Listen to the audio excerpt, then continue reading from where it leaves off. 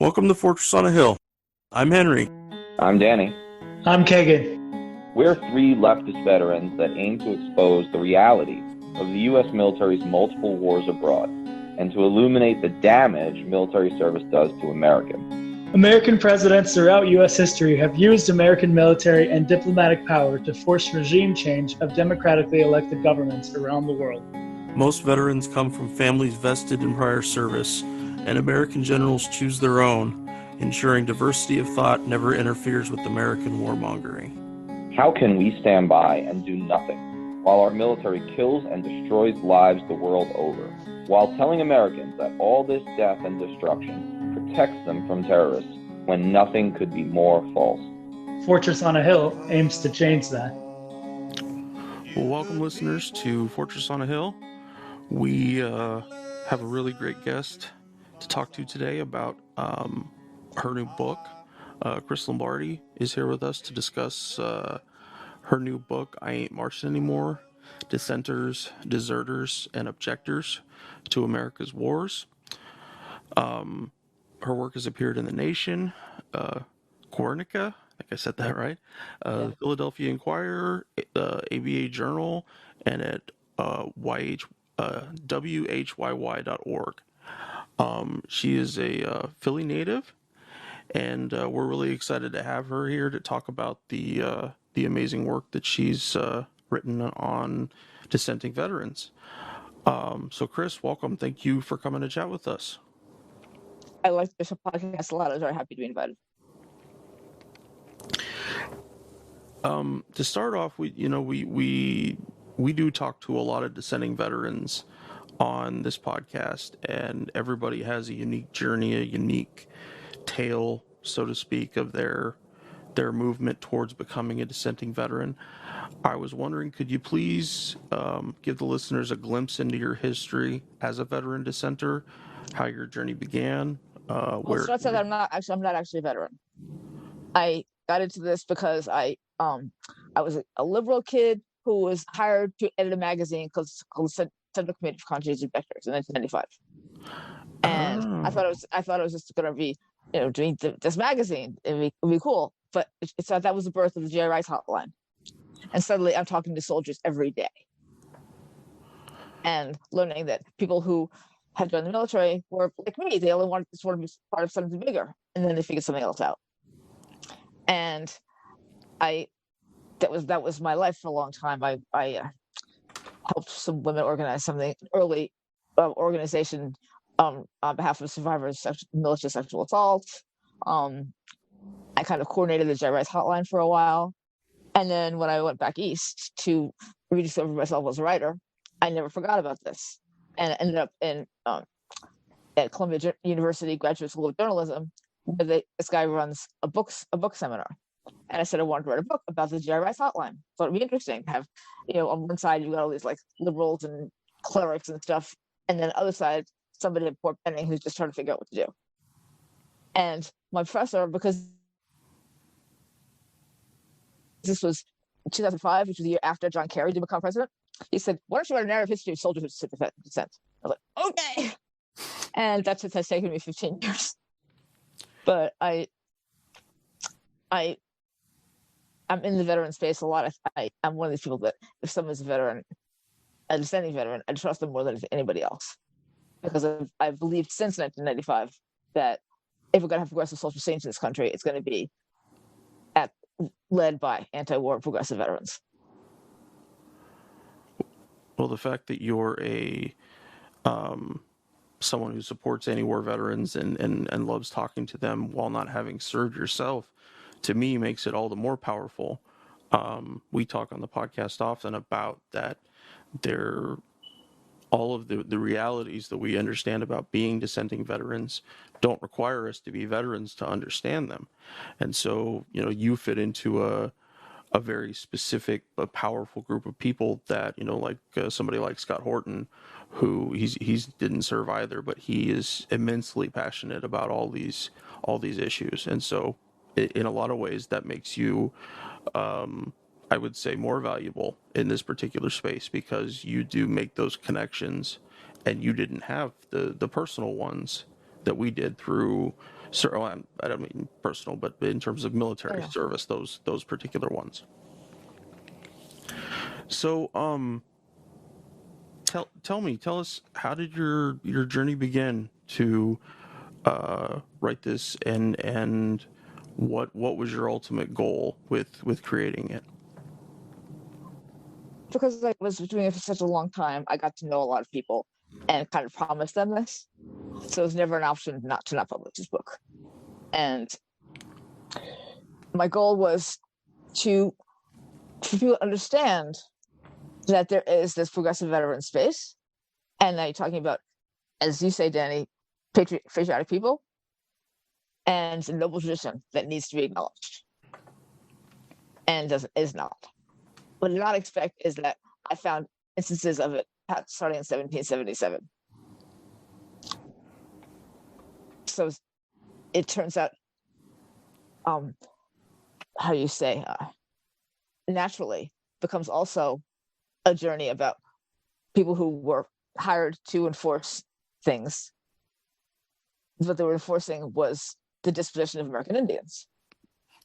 And the slavery, and then trying to cast the journey of that veterans and soldiers have been very upfront trying to change things. Well, that's one of the things that jumped out at me as I was reading this, because I think what you show is that there's this unbroken line, and I like the way you break down the chapters in a sense. I mean, showing that there's really not any pause in a maybe minority at key points, but significant thread of soldier, military dissent and resistance of a variety of types, from before the Constitution, right, all the way up to today. And that I think struck me. I mean, I knew a lot of the story. I think I'm a historian of sorts, and then I read the book, and I love when I learn something new, and I learned a whole lot of new stuff. So I guess my question is, well, it must have been hard to do. First of all, we'll get to the research, but how does it instruct? What does it illustrate, do you think, if you had to break it down to a few things, showing that unbroken line? What does that tell us? It illustrates that there are some commonalities from the very beginning in terms of cost of war. And at first, soldiers weren't being paid anything. And originally, you see this dissent that some of it is standing up against racism and stuff, but some of it is also signaling the cost of war. It's also, so you have the cost of war, you have going against racism, you have trauma, that people are how people can process their trauma and expose it becomes a thread that keeps going on. And I always think of it that is structured as kind of reverse funnel, because at the end, it's specifically anti-war veterans like you guys. But in the beginning, it's people who are against a lot of things. And the same thread of people also standing up for their own citizenship. And I'm a Gonzo historian like you, Henry. I only studied history as an undergraduate, but it took me a while to understand that citizenship is such a big deal. I mean, in fact, that sounds bizarre, but you know what I mean? That originally soldiers were just asserting themselves as citizenship even before there was American citizen. And so the question was how far does that citizenship extend? And what are the rights that come with it? Well, I think that this idea of contested citizenship does jump out a bit in the work, and is something that is somewhat rarely discussed. I mean, there's this assumption that living within the boundaries of the republic or the colonies or the nation provides this, but I think the dissent does demonstrate that it has in fact been contested from the start. And so, I'm geeky, and I like the history that's sort of forgotten. But there were two things that I used to teach at West Point, and I think I was the only one who really focused on it among the people who taught the 101. and they're really illuminated pretty well in your book. But there's the Continental Army sort of resistance, mutinies, Washington's varied responses, kind of letting it go and then shooting some, executing soldiers. And then there's, right after the war, this sort of the Shays Rebellion story. And it's not just because we share a first name. I love Shays Rebellion. I love Daniel Shays. He's like one of my historical muses for any flaws he might have. But I guess my question is, what you've said it for a little bit in terms of the thread, but in this country, which frankly, if it has a religion beyond the apocalypticism that also runs through us, there's a certain religiosity and sanitization, canonization of the founders, capital F, and yet I think the Continental Army mutinies, Shays Rebellion, that veteran of the war, what's the, what does that tell us about our foundations? And if the foundation, and based on that, how do we run that forward? Well, Shays was, remember at the beginning of the Republic, only property owners practically could vote, and that had any power at all. And he was the Shays Rebellion is veteran saying, no, we fought for this land, and we have, that earns us something. And I'm doing the Italian thing. I'm sort of waving my hands around. You can't see it. It says that social change comes when people organize. And I want someone to make a movie about Daniel Shays. And at the moment when he sells his goddamn Lafayette sword because he can't pay his bills. And then what's going on between all those veterans, some of whom are going in and out of debtor's prison, saying this is not right. And what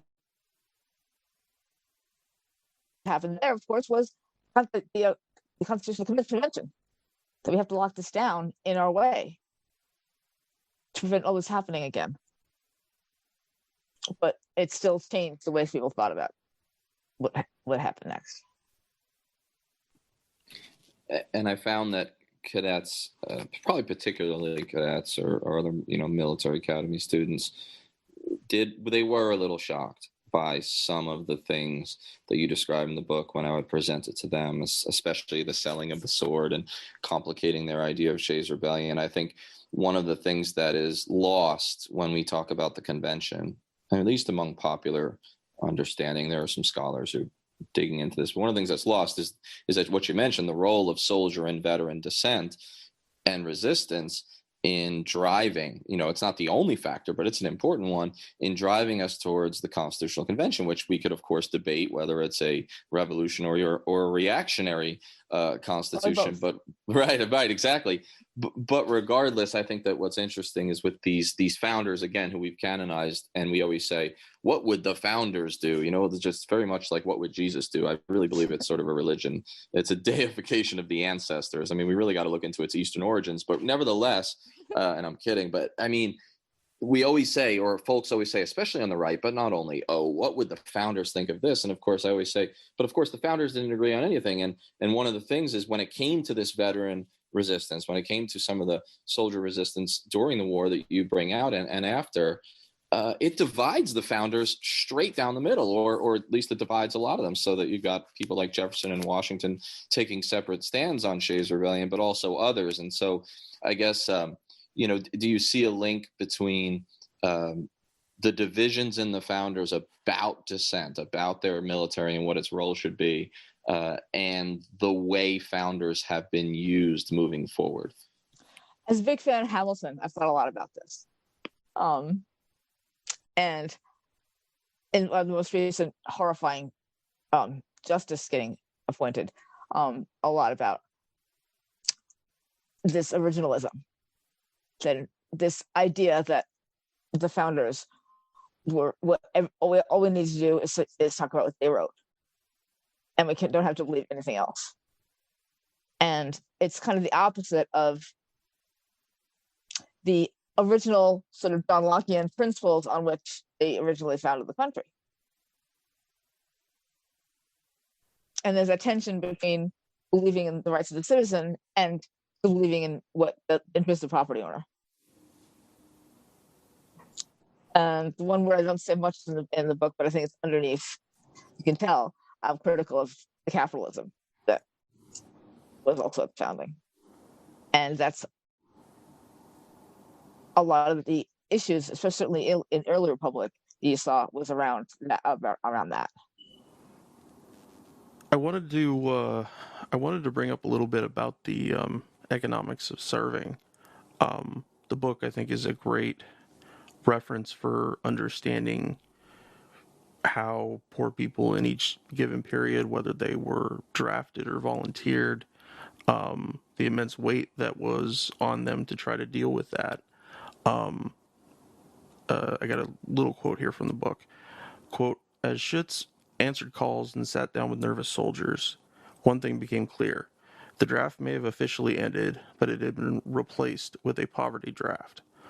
One by one, the callers had seen enlistment as the only viable way to join the middle class. They would blurt out the same lines. I did this for college, the only way out of my town or neighborhood, to help when my mom or dad died or lost their job or lost their home. Very few had signed up to kill whomever they were told, whatever the job description. Chris, could you expand a little bit on the economics of service in terms of some of the things that were mentioned in that quote? Interesting, because you're talking about that's from the 1990s, no, from when the draft ended. Yeah. It's interesting because right now, serving, it pays better than ever has. But that's when up in the mid that wasn't so much. But economics of making a choice and trying to find a universe that works for you, and suddenly that you're told that your college is going to be paid for, you're going to have health insurance, going to have all this taken care of. I mean, it's kind of, military is the only good socialist institution we have. And you make a devil's bargain, in a sense. Like, okay, if you give me all that, I can do what you say. And when I was on the hotline, you could feel the tension in that. And people calling and trying to make ends meet. They're trying to find answers for questions that are entirely open-ended about their future and their children's future. And it even now, the hotline is still going on, and they have cases where you don't automatically encourage somebody to get out right away because their kid has diabetes or has cystic fibrosis, and how will they pay for this? And that becomes the issue. And so the complete failure of society to address people's needs really comes to clear when that's the only way that they can cover it is to stay in the military.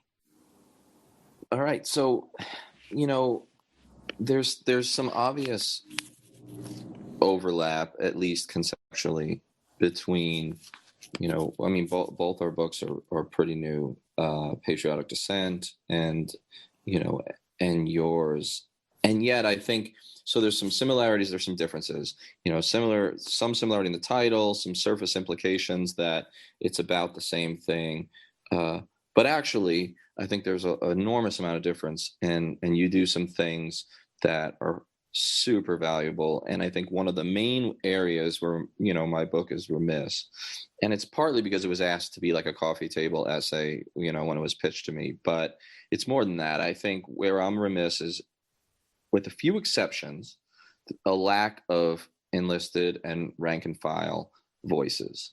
And that's interesting because in so many ways, my proclivity in terms of reading history is very much this bottom-up stuff that, Zinn is, popular for. But what do you think the value and importance is there in illuminating and sharing those, frankly, often erased or forgotten rank and file voices from the past? Well, you can tell my politics. I think that's where it starts, and I think it's almost an obligation to share the voices of people who would be overlooked, and also because that's also the most accurate camera you've got on what's going on. It's interesting because I've read lots of books about World War I, for example, and almost all of them start with Woodrow Wilson and Norman Thomas and go from there. They're important figures, but that's a different way of looking at it. Looking at some kid making the decision or fighting themselves drafting what they do, and look at the majority of people. I mean, not even the majority of readers. The majority of people, they're more likely to have the experience of the latter than become Woodrow Wilson. And I have to say, having researched, academic stuff and then even popular sort of trade books, I know there are some difficulties there. So it is a lot easier, right, usually, to write a book about either well-trodden territory in terms of the historiography or folks who left a lot of memoir behind, right? A lot of diaries, famous folks, right? Where you can find a million articles about them and then also their own materials. So I think that there's value in understanding the trade craft a little bit. So maybe you could talk a little bit about the difficulties in and challenges or lack thereof in some cases of researching these subjects who may have left less of a written record or a different kind of written record and therefore, or for a lot of other reasons too, have been maybe forgotten or sidelined. I mean, what was that like? One word we haven't said yet, I have not said yet, is the word journalist. And I was very pleased. I was latecomer journalism. I thought I was going to be a novelist, and then I was just an activist, and then realized that journalism was something that I was cared about. And so that's the other reason to start from the bottom, right? You're reporting from the bottom. But trying to find it becomes to a certain extent. I know that my narrative is somewhat shaped by stuff that happens to exist, even people who are not famous and so forth, like the polar bears. Remember that at World War I? There's just one guy who wrote a really amazing set of stuff, and I just found that by being online and seeing that there was a polar bear reservoir in University of Michigan that I could get to. And that's probably not the only story of resistance to that war. And I have copies of the send our troops home from their parents. But you find yourself putting things together in pieces like that. And as a journalist, I have to make sure to confirm that what the guy said is not necessarily the only thing I go by of what happened. To confirm things 3 or 4 times as much as you can. But you always get intriguing. So a piece like that, you start making a story out of it. You make a character. And that ends up shaping your narrative.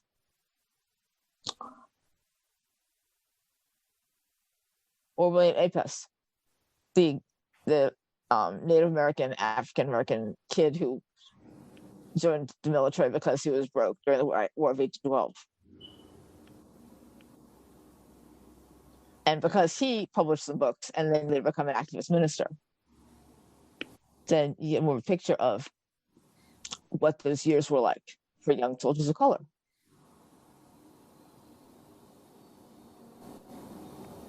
Yeah, I think you make a couple of interesting points there. I mean, first of all, there's there's professional reasons in terms of accuracy, as you're mentioning, to tell it that way.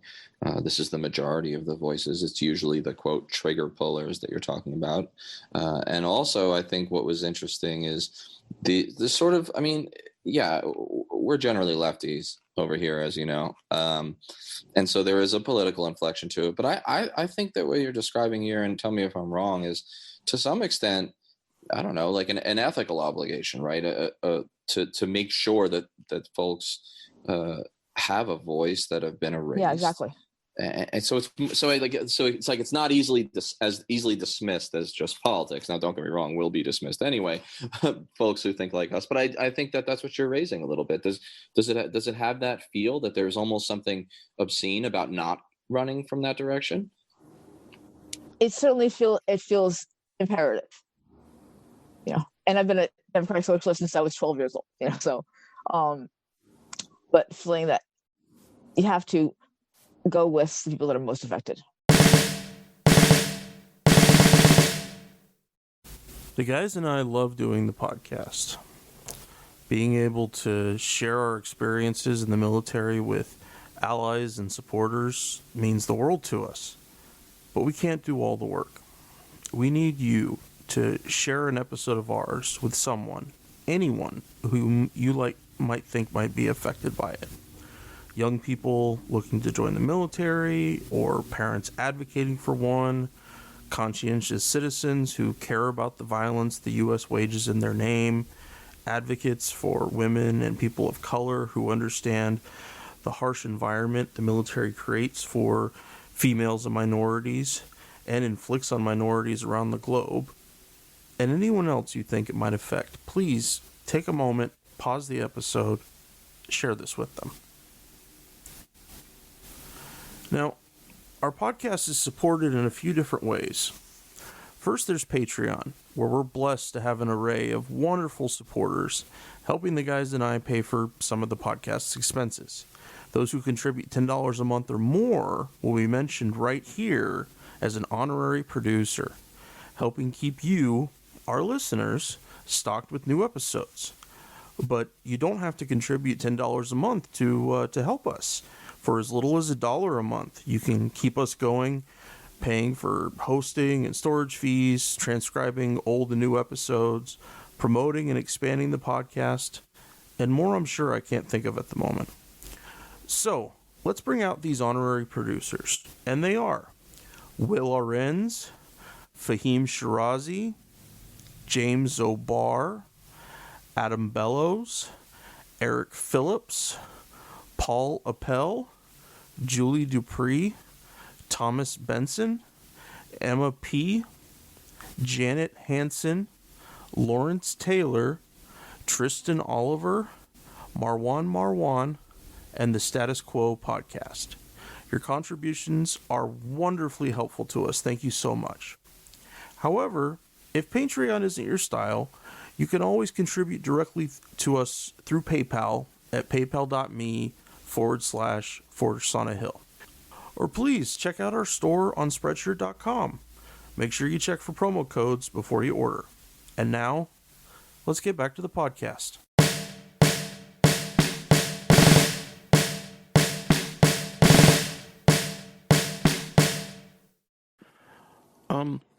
I'd like to take a minute and talk about a dissenter whom I don't believe we've ever really discussed in detail on the podcast. And I'm talking about John Kerry, the former senator and Secretary of State for the Obama administration, a Vietnam veteran who participated in the very first Winter Soldier hearings regarding the horrifying loss of life that he observed in Vietnam. He's a dissenter who did something I think few other dissenters can really comprehend, which was that he returned to a high level of government service, to a place where he was involved in continuing to create and manufacture consent for war. Chris, could you share with the listeners a little bit of the picture that your book presents of John Kerry and how his sentiments were a very powerful part of dissent during the Vietnam era? it's my brain is split between stuff now, because the class analysis we're just talking about, one thing that is, I think I made clear in the book, is that Kerry was always from the upper class, even when he was doing this amazing stuff with the VW. He goes to the Operation Raw, Robert American Withdrawal. He shows up late and sits next to Jane Fonda, but he still at that point gives a major speech about, as a veteran, what he feels that we owe. And CIA writes a note about John Carry, so he was still put himself at risk. And many people, when he spoke at the Senate, he made that famous line about, ask someone to be the last one alive. It inspired a lot of people. And at the same time, there's never a sense that he was at risk economically. And that becomes, in the period after the war, I guess after the 80s, he kind of goes back to his class roots. And it took me a while to figure that out, really have a sense of that. And I'm not saying this as he refused to let me interview him, but I have a sense of he knew the power he could have, and he decided to have it. Go jump in there, Gary. Kerry has funny. Both the Kerrys were Bob Kerry as well from Nebraska were at one time or another in their careers fairly critical of Vietnam, and there was speculation, if you remember at the time, that Bob Kerry's, who had been a Navy SEAL, of course, for listeners who don't know, and lost part of his leg in Vietnam, there was the sense that because they voted against, or because Bob Kerry voted against the Persian Gulf War, which was trumpeted as this like triumphalist, wonderful, heroic thing, that made it so that he was not a real option to run for president in 92. And I think there were a lot more factors involved in that. Do you think that I think there is a class aspect that is not talked about enough, and you brought that up really well just a second ago. Do you think that once some of these ex-dissenters, give or take, at different points in their career come into power, that obviously there are monetary issues with raising money and all that, but it does seem to me that in many cases a lesson might be getting learned through positive and negative reinforcement that being publicly anti-war often doesn't pay politically. I mean, do you think that played into either of the Kerrys' movements forward, especially John Kerry? And can you think of anybody else that was sort of similar in their flip-flop? I mean, John Kerry's vote for the Iraq war that you were in is still incomprehensible to me. But then again, only so few votes against that. The post 9/11 environment was so weird. But I mean, I can't claim to know what's in everybody's head after 9/11 who feels that they really have to be afraid of the Iraq war. But the economic stuff that we were just thinking about, I don't think it's an explicit thing, but I think that it makes it easier for them to backtrack. But then Iraq Veterans Against War was founded in April of 2004, and they went to Boston because they thought that they could meet the new presidential nominee, and he refused to do it. He refused to meet with Veterans for Peace because he didn't want to be, he wanted to be what you call swift voted, and he was anyway.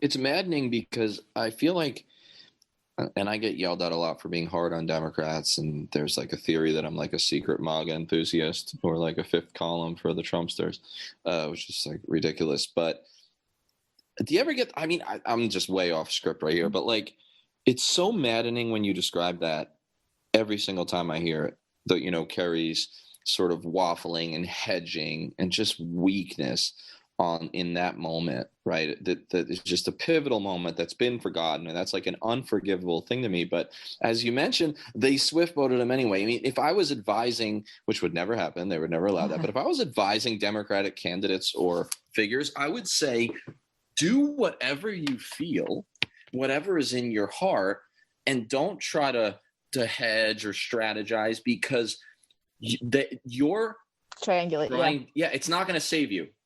These people on the right they will never stop. You could do anything. You could bow down and kiss, Atlas Shrugged on the floor of Congress, and they'd come get you anyway. They would still call you a wuss. That's what they do. It's who they are. They're big bullies. It's like, it's just so maddening because I don't know. Like you said, you can't get in his head, but it can cause some despair, can't it? Have you talked to Bennett Van Ellsberg on the podcast yet? Unfortunately not, but that is up there with our aspirations. That's kind of the alternative, there. Someone who had power. He was, he was carrying over the telegram about the Tonkin, and he moved back from that. So it's possible. It's a possible thing to do. And the fact that Kerry didn't do that because it's not comfortable. One more historical follow-up that maybe it relates and maybe it doesn't, but you know me. It seems that even if you go into the past, there's Kerry didn't want to get swift voted, and I think people don't want to be associated with anti-war dissenters, especially if war is popular, or especially ever in some ways, as we've sort of fetishized the military for fear of support for war equates to support for troops, and the inversion of that. But I mean, I can't help but wonder if it runs to the past, and maybe I speculate too much and I draw too many parallels. But I was in your neck of the woods on Monday, in Westchester, at the grave of Smedley Butler, giving a speech about the 19th anniversary of, the war in Afghanistan. And now this was a libertarian / populist Republican vaguely organization, and I'm the lefty that's there, and it's a joke. But they invite me and I go, and I get critique for that sometimes, but I say my piece, and I was supposed to connect the Smedley to today and give a little bit of the history. Anyway, what struck me about how sometimes even the past can be kind of persona non grata, maybe I'm reading too much into it, it could have just been ignorance, but they had the Republican candidate for Congress for the district that, correct me if I'm wrong, Westchester is like a fairly significant part of, and he went up there, and it's almost worth watching his 8-minute just jumbled mess of a nightmare speech that I made fun of, and so did other people I won't name who even are Republicans, for the rest of the day. He admitted in the first minute that he had never heard, he did not know anything about Smedley Butler, didn't even know he was buried there, didn't know he was from there, and it was the most ridiculous thing, and I couldn't help but wonder, Butler himself should have his own biopic too. Oh my God! Right? How has that not happened yet? How have we not had the Smedley Butler and the Daniel Shays movies? Right? I mean, you could go straight from the Philippines to the Bonus March. It would be a great movie. Perfect. Oh, absolutely. And I don't know about Smedley Butler until I started working with GCO and heard about the Smedley Butler chapter of Harvard's piece, and then I looked him up. I said, "Oh my God!" So he's been very, very hurt. That's interesting too, because that makes me wonder, though.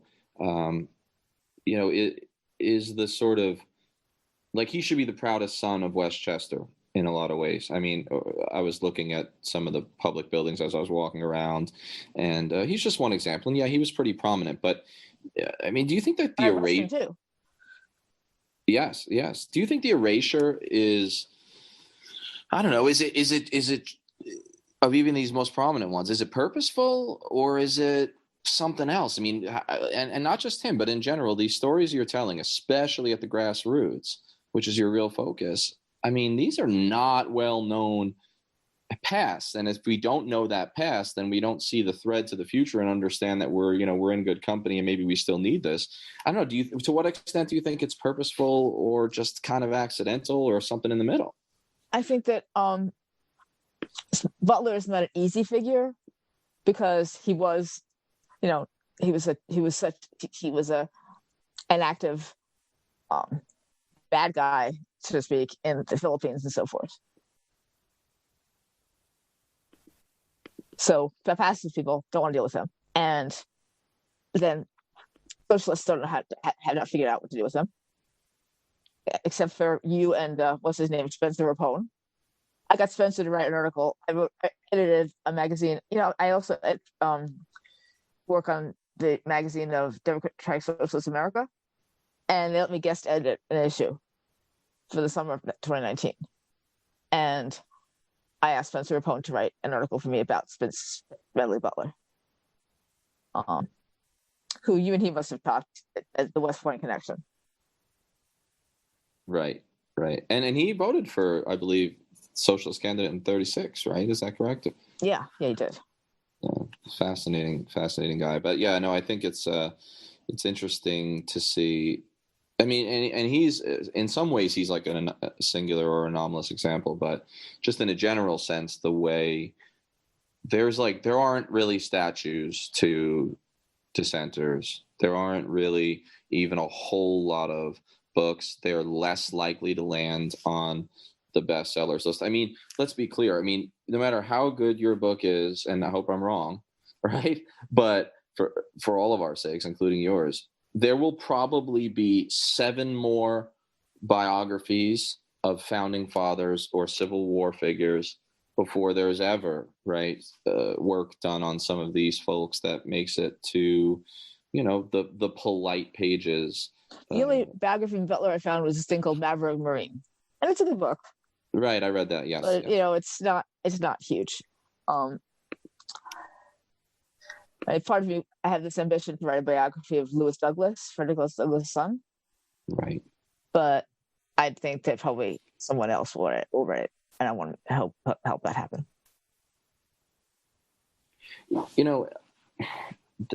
The next thing I want to ask you about is the draft. And you may have seen some of my stuff on it. I waffle on that a little bit because I'm actually of two minds about it.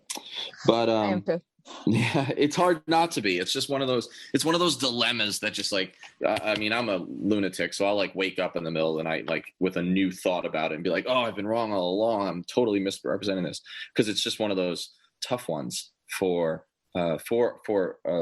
someone who's progressive, for someone who's anti-war. It's a challenge. We have to grapple with it. But I think I want to know what your take in your research and as you've been active in this movement, even contemporary, what role you think the lack of a draft has played, if at all, in presumably or really decreasing either the actual dissent, right, within the military and to some extent veteran community, but also the way the public sort of views the ones that do, whether it's Chelsea Manning or one of the few. It's hard to figure. Actually, privileged people did not have their families at risk ever. So there's this sense that everybody has that we all had skin in the game, but actually, middle class and upper class people in general did not have skin in the game. The only people who from that class who fought any of these wars did so because they wanted to. And so this myth that we need a draft so that all of us will feel like we have our stake in the war, I think it's a myth. Certainly on the other hand, I'm a big fan of national service, and I could actually, I can't believe I'm saying this, but because I got started in all of this when I was a libertarian, and I was involved in anti-draft movement because I was I didn't want this kind of service. I had a moment of libertarianism, but temporary. But I think that national service, universal, I think would make sense. And then a service can be, rebuilding a highway, or working in a hospital. Bring back the And triples. then I think that would, the national service of any sort. And then I think that this is not related to the concept of people caring about the war. I don't know that the draft is necessarily. I say that and not having lived through kids waiting to hear their draft numbers. And certainly the way it was applied for the most part, especially in like the Vietnam era, but always, it was a mess. I mean, it was an utter mess, and it absolutely protected the privileged. I mean, Colin Powell is not an anti-war icon, right? God no. It drives me crazy when folks will put him up on some sort of pedestal. That being said, while the story when I met Colin Powell. Oh, please. It is somewhat in the book, but I don't use I verb. Remember that scene in the book where it talks about he was in San Francisco doing a book tour, and then these activists come and hand out leaflets against him? Yes, if you could, I mean, for folks who haven't, like, please tell it, because it's so awesome. I mean, Colin Powell was on a book tour for his book, An American Journey, and that was back when people thought he might run for president. And the organization I worked for, Central Committee of Conscious Objectors, refused to take a public stance against him because he was popular, and especially because he was Black, and they didn't want to be accused of being racist. Now, one of my board members, this African American woman named Tamara, I don't remember now, said, "You're not speaking truth to power if you don't do that." So a bunch of us still designed a flyer that said, "Not a hero," that talked about the fact that he ignored Me Lie.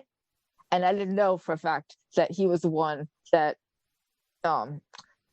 the Thomas Glenn's complained up to, and Major Colin Powell said, "Oh, that isn't happening," and don't do anything about it. But anyway, we were there, and we showed up, and Ron Kovic was there, and he confronted him, and that was why it was in the book. But I remember that I've handed out those flares compulsively to everybody, including a beautiful woman wearing a beautiful dress, African American woman, turned out to be Mrs. Colin Powell. And later on, when Powell said he wasn't going to run, he said it was out of concern with his family. And I was like, okay, I did it. I'm the reason that Colin Powell didn't run for president. Oh, I love it. It's funny, actually. Larry Wilkerson, Henry, correct me if I'm wrong, didn't Larry say that he, and I was first time I heard him say it on a pod, so I mean, we broke it. But no, I mean, didn't he say that he felt that Colin Powell's wife was sometimes, I don't know, more aligned with him and would like warn him a little bit that like Powell could be like easily persuaded into much of like a status quo believer a little bit? Larry kind of gave us a bit of an anecdote about that, right? Yeah, that's how I remember it as well. Super interesting. You can tell me whether I was right, that I was one. Right. We that is awesome. I love it. I choose to believe it was totally that. It was totally you. But I mean, but Powell on this draft thing, talking about it was interesting, because in My American Journey, which is, you know, it's a platitude fest, if we're going to be frank, but he does say about how, you know, deciding who would be drafted and who would be deferred and all this, and therefore who would die and live, that he calls it an anti-democratic disgrace, which is stronger language, right, than you often get from these folks.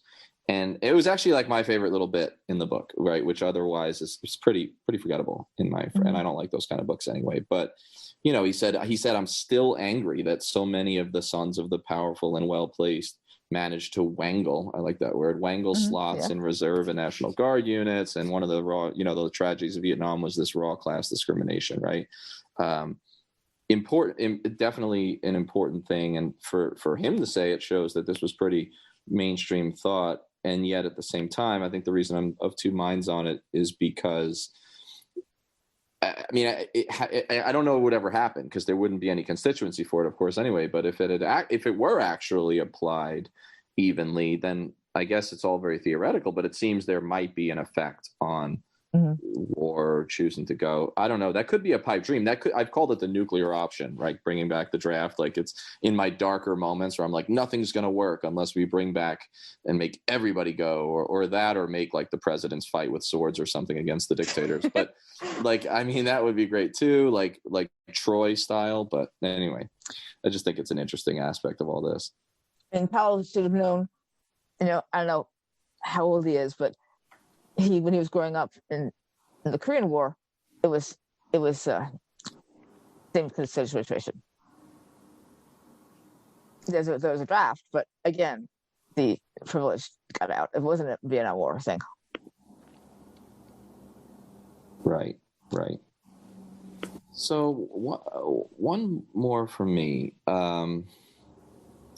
And I think, I guess it sounds a little cliche since I wrote a book with the name Patriotism in it, but I think it's important. Inevitably, you may not get it directly, although in the social media troll days, I'm sure you will.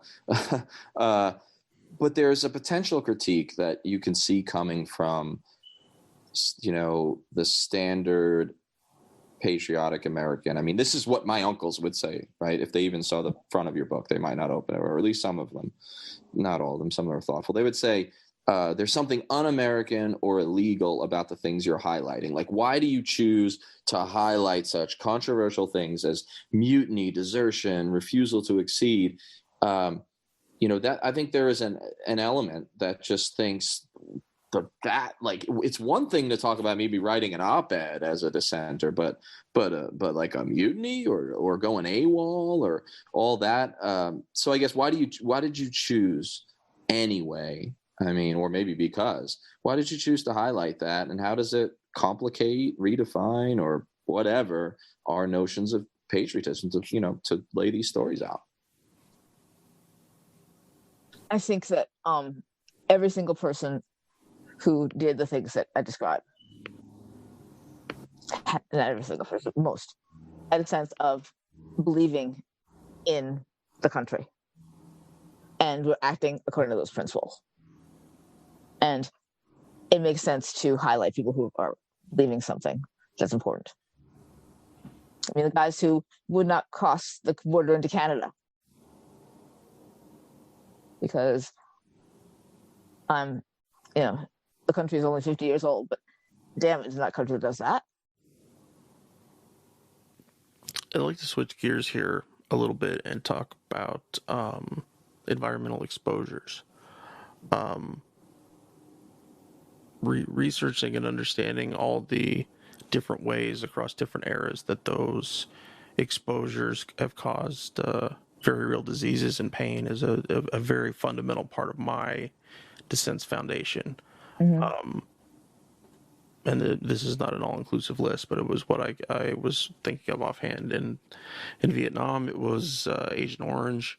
In the first Gulf War, it moved on to depleted uranium and burning oil wells. In Operation Iraqi Freedom, it was burning garbage. And while I have great sympathy for vets like me whose lives were exponentially changed by these exposures, these days my real concern is for the lives of Vietnamese citizens who were poisoned by Agent Orange, Iraqi citizens killed or sickened by depleted uranium, burning garbage, the Yemeni citizens attempting to survive in the world's largest cholera outbreak from damaged sewage infrastructure, Pakistani kids tormented by the sounds of drones overhead, which usually ends up manifesting itself as PTSD, while not a specific environmental disease in the medical sense, is very much caused by environmental exposures. The many foreign victims of American empire whose wounds and diseases become multi-generational and are carried from parents to children, including birth defects and lifelong debilitating illnesses. Chris, can you tell us a bit about what you perceived after studying all of that and the many mentions in your book. How did you experience going through these kind of stories, and what did you bring out of it? I'm thinking most first about the fact that anti-war veterans are right now working with survivors in other countries Mm-hmm. in really exciting ways, and I had never in the book talk about that much. But thinking about Susan Schnall, who's in the book for her anti-Vietnam War activism, has spent years working with Agent Orange victims in both countries. I think that what's fascinating about this is kind of where the scars of war are so tangible, and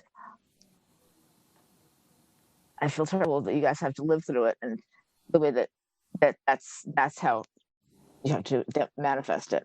But we're seeing the cost of war in the most literal way possible.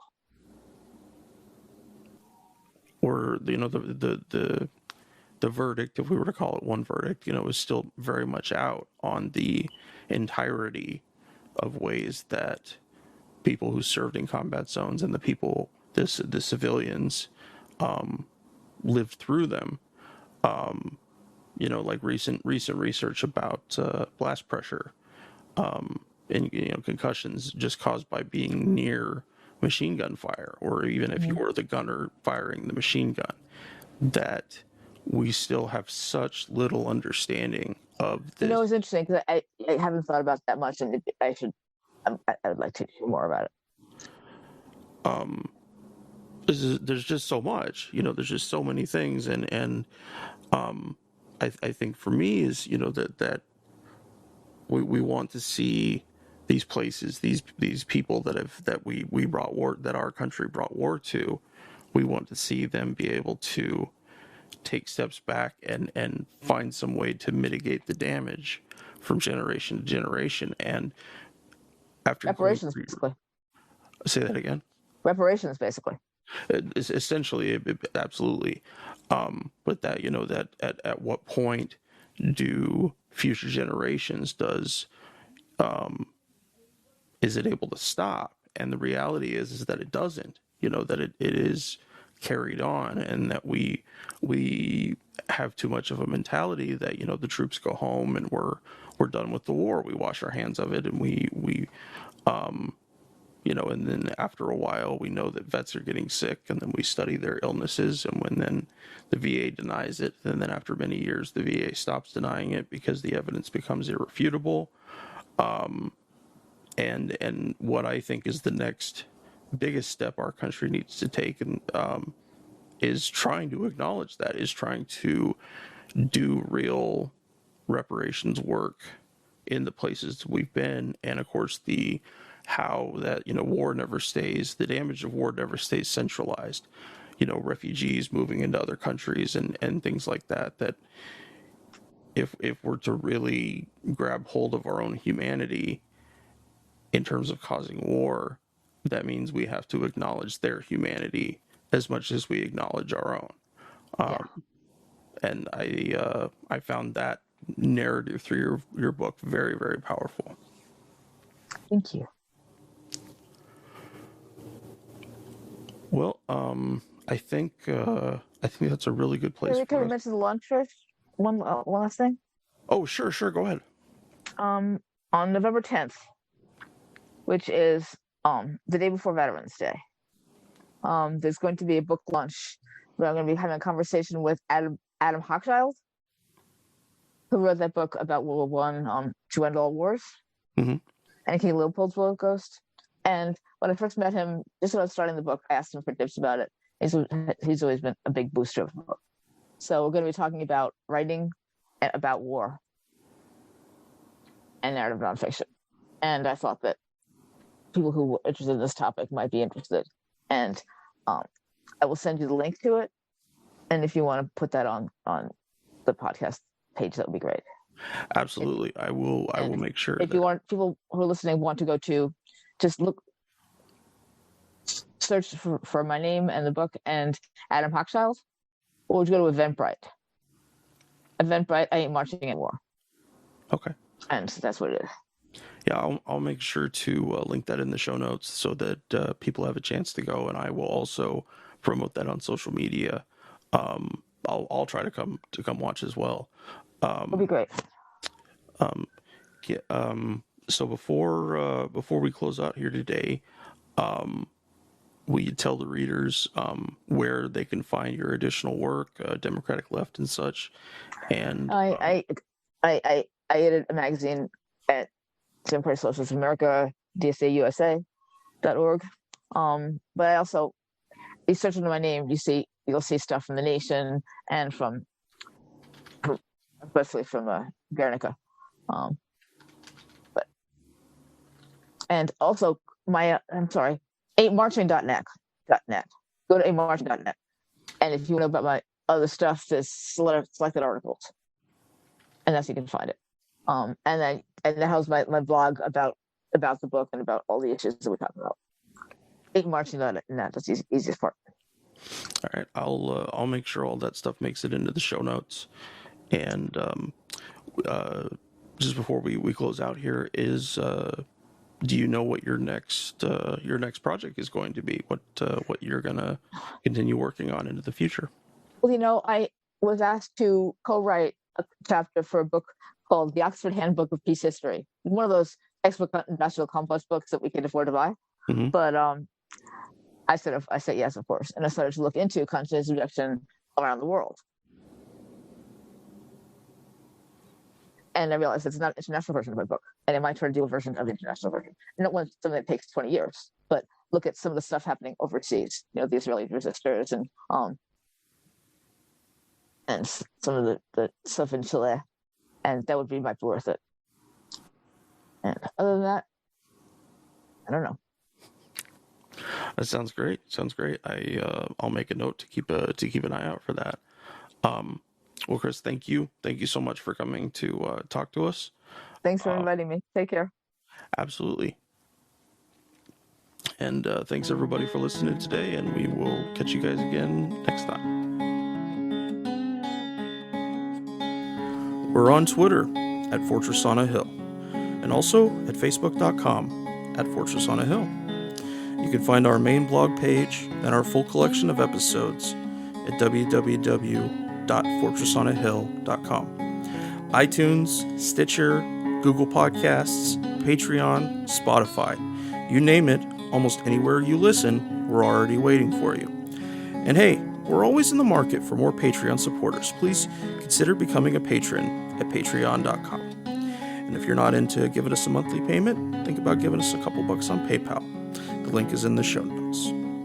Skepticism is one's best armor. Never forget it. We'll see you next time. And listen to my song. I hope you'll pay attention. I will not detain